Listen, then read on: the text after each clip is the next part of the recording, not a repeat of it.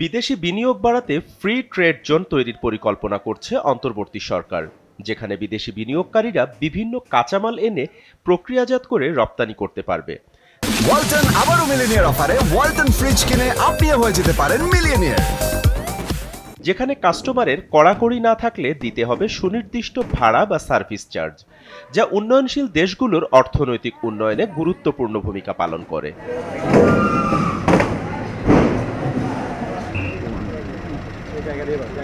অন্তর্বর্তী সরকার ক্ষমতায় আসার পর বিদেশি বিনিয়োগ ও কর্মসংস্থান তৈরির এই সহজ পন্থা নিয়ে চিন্তা করছে বিনিয়োগ উন্নয়ন বোর্ড বিডা। প্রাথমিকভাবে চট্টগ্রামের কর্ণফুলী টানেল পার হয়ে আনোয়ারার নদী পাড়ের এই বিস্তীর্ণ জমিতে ফ্রি ট্রেড জোন বা মুক্ত বাণিজ্য অঞ্চল তৈরির পরিকল্পনা করছে তারা। অলমোস্ট মনে করতে পারেন যে এটা একটা ওভারসিজ টেরিটরি আমাদের জন্য, যে এখানে এসে কেউ প্রোডাকশন করবে, করে আবার দেশের বাইরে নিয়ে চলে যাবে। তো এটার মাধ্যমে যেটা হবে সেটা হচ্ছে যে তারা যাবতীয় বাংলাদেশের রেড টেপের বাইরে থাকবে, আবার অ্যাট দ্য সেম টাইম বাংলাদেশের লেবার ফোর্সকে ইউজও করতে পারবে। সো দুইটা মিলিয়ে আমাদের জন্য উইন উইন, ওনাদের জন্য উইন উইন সিচুয়েশন।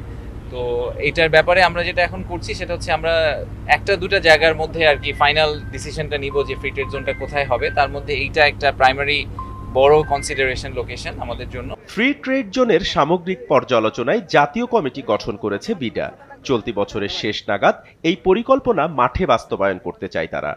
নতুন বিদেশি বিনিয়োগের এই সুযোগকে ইতিবাচক ভাবছে ব্যবসায়ীরা। আমার যে ধারণা, আমি যতটুকু আমার ব্যক্তিগত মত থেকে বলছি, এই ধরনের উদ্যোগ কিন্তু আমাদের ব্যবসায়ী মহলে কিন্তু যথেষ্ট ভালো প্রভাব পড়বে। বিশেষ করে যারা বিদেশি বিনিয়োগকারী, যারা বাংলাদেশে বিনিয়োগ করতে যাচ্ছে, বিশেষ করে ইন্ডাস্ট্রি বেস যারা, তাদের জন্য কিন্তু অনেক ধরনের সুবিধা এখানে থাকবে। তারা কিন্তু সেগুলোতে আকৃষ্ট হবে এবং বিদেশি বিনিয়োগকারীরা বাংলাদেশকে তারা তাদের আগ্রহের কেন্দ্রবিন্দু হিসেবে রাখবে বলে আমার বিশ্বাস। সমুদ্র বন্দর ও বিমানবন্দরের খুব কাছে হওয়ায় এলাকাটি ঘিরে বিদেশি বিনিয়োগের ভালো সাড়া পাবার আশা রয়েছে বিডার। তবে নগর পরিকল্পনাবিদরা বলছে, আগামী ১০০ বছরে চট্টগ্রাম শহরের বৃদ্ধিকে মাথায় রেখেই এমন ট্রেড জোনের পরিকল্পনা করতে হবে। আমার যে শিল্পাঞ্চলগুলি আমরা এমনভাবে করি, আমার নগরের স্বাভাবিক বৃদ্ধিটাকে, কমফোর্টেবল লিভিংটাকে ডিস্টার্ব করবে না আগামী অন্তত ১০০ বছর, তাহলে আমার কোনো আপত্তি নেই সেই স্টাডিটি যদি করে যেয়ে থাকে। আর করা যদি না হয়, এখন এই সমীক্ষাটি করা প্রয়োজন এবং আমার নগর কোন দিকে প্রপাগেট করবে তার বৃদ্ধির সাথে সাথে এটা বিবেচনায় রেখে, তাহলে এগুলি কোনো সংকট ক্রিয়েট করবে না।